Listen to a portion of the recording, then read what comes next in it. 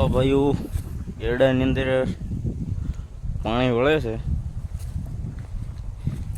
તમે લોકો જોઈ શકો છો. કમસે કમ એરડા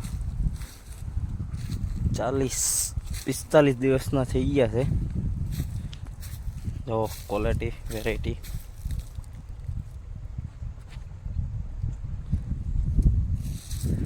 જે 45 દિવસના થઈ ગયા છે. અમુક છોડમાં સારા એવા એરડા આવી ચૂક્યા છે. જો ક્વોલિટી એક નંબર ક્વોલિટી છે.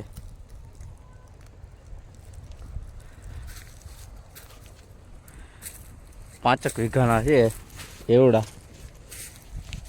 તમે લોકો જોઈ શકો છો. વૈસમાં 2 દી પહેલાં સાથી આક્યું હતું ત્યારે પાણી ચાલુ છે. 2 દી કેડે આની અંદર ખાતર નખાઈ જાય. ટીડ છે, ટીડ તીતી ઘોડો કે ને તે છે. જો ભલે બેઠો.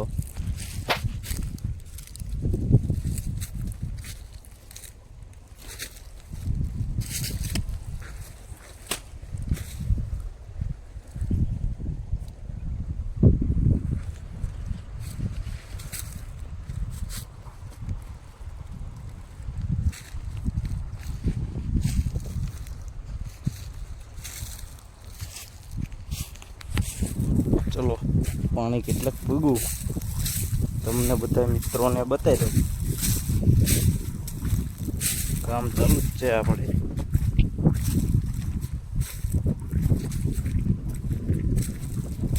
પેલા આ બંનેની વચ્ચે સોયાબીન વાવ્યા હતા.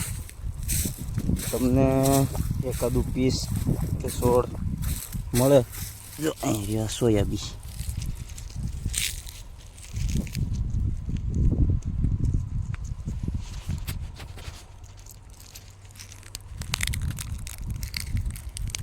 સોયાબીનની શીંગું છે. ચલો સોયાબીન શીંગું લઈ લીધી છે. જો આ સોયાબીન અહીંની શીંગું આવે. આનો ઉપયોગ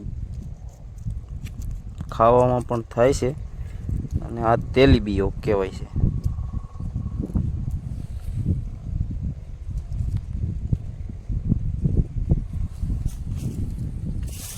બંનેની વચ્ચે, બંને ઓળની વચ્ચે 2 ઓળ કીધી હતી આપણે સોયાબીનની.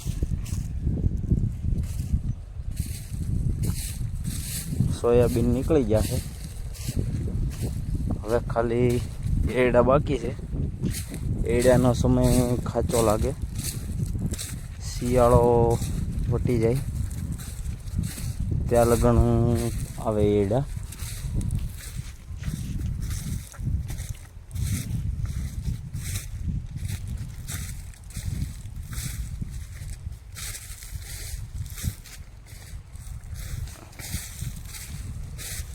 એરડાનો બીયો ભૂરા કલર જેવો હોય અને માથે બ્લેક કલરની લાઇનિંગ વાળો હોય.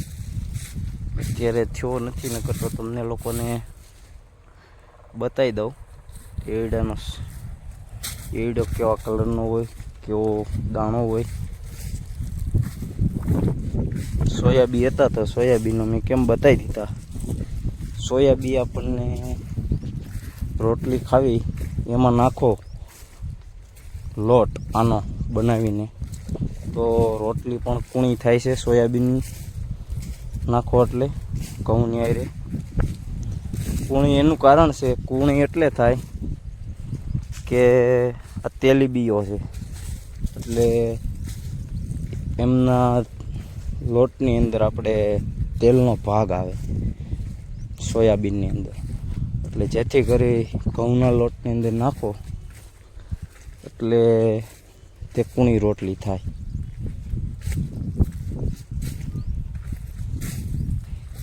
અને આ એરડો કમસે કમ આની સાઈઝ હશે 2 ફૂટ હશે, કમસે કમ 2 ફૂટ. આમાં 1.5 ફૂટની સાઈઝ છે જો એરડો. હજી તો નાના છે, હજી તો પાણી વાળવાનું ચાલુ છે. અમુક છોડ મોટા થઈ ગયેલા છે.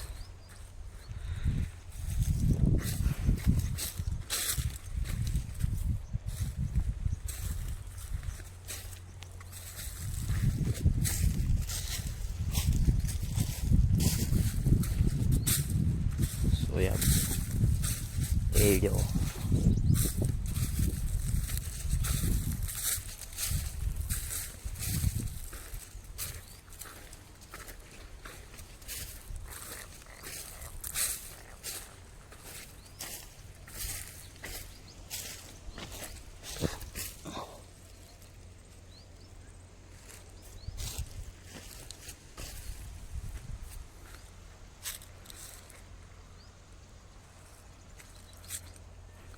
અને આ એડ આપણે સોયાબીન કાઢ્યા એમનો ભૂક્કો છે. ચલો એ તમને બતાવી દઉં.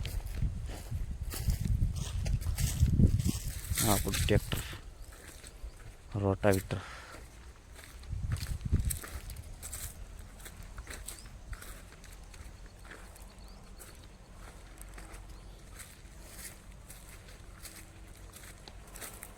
સોયાબીનનો ભૂક્કો.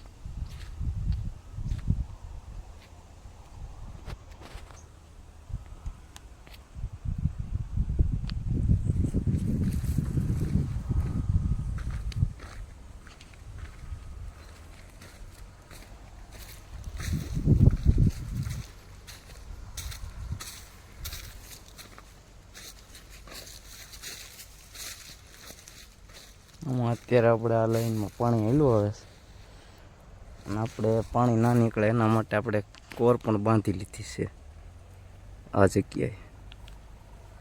રોટાવેટર મારીને થોડીક કોર કાઢી લીધી છે, કારણ કે ધૂળ ભેગી કરીને કમ્પ્લીટ થઈ જાય, પાળો બંધાઈ જાય, પાણી બહાર ના નીકળે, ખેતરમાં રહે.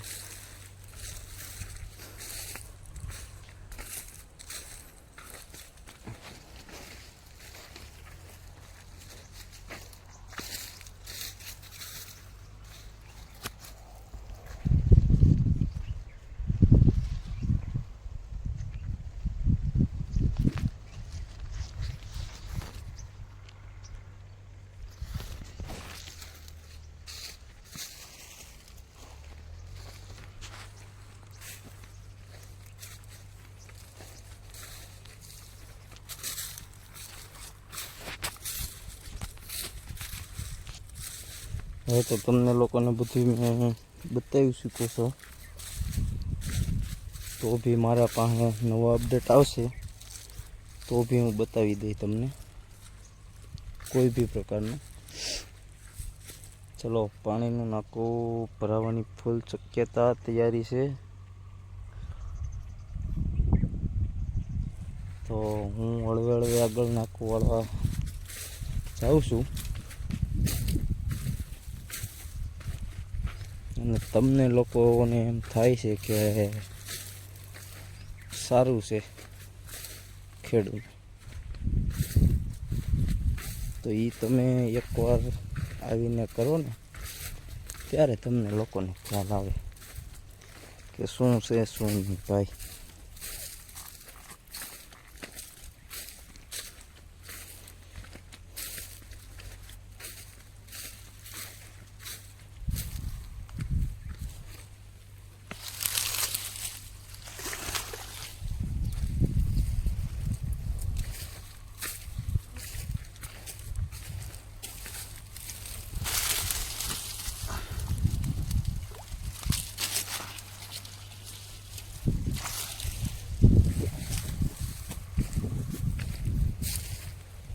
બધું કાઢવું પડે નકર આના કારણે પાણી આગળ ના વધે, એક જગ્યાએ ભરાઈને રહે વધારે પડતું.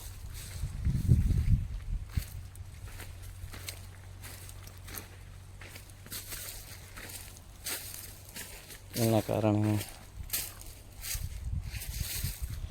પાણી કેરો ફૂટવા કરે એવું બધું થાય.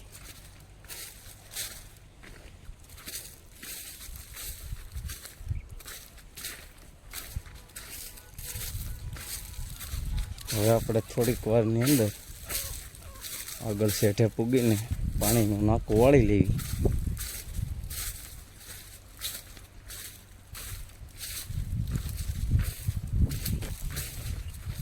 આપણે પાણીનું પ્રેશર પણ જોઈ લઈએ, આગળ બતાવી દઉં તમને પહેલાં.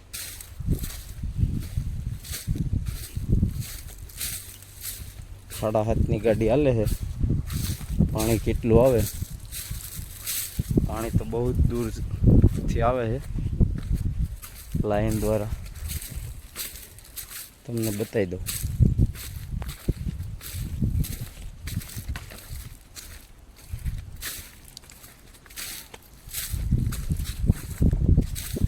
અત્યારે આજુબાજુ ખેતરમાં પણ ઘઉં વવાણા હોય, ચણા વવાણા હોય, ધાણા વવાણા હોય, ધાણી વવાણી હોય, બધું અલગ અલગ પ્રકારનું વવાણું હોય. તમને એ પણ બતાવી દઉં. જો અહીંયા ભાઈ ખેડૂત વાળે છે પાણી. શું વાવ્યું છે ખબર નહીં. તમને પહેલાં હું મારી મોટરનું પાણી બતાવી દઉં. ચલો.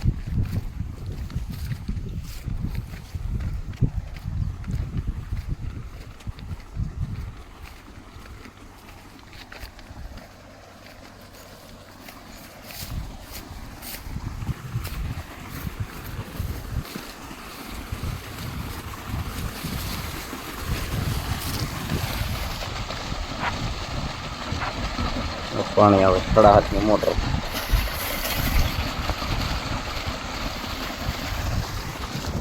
ધોરિયા દ્વારા પાણી પાવામાં આવે છે.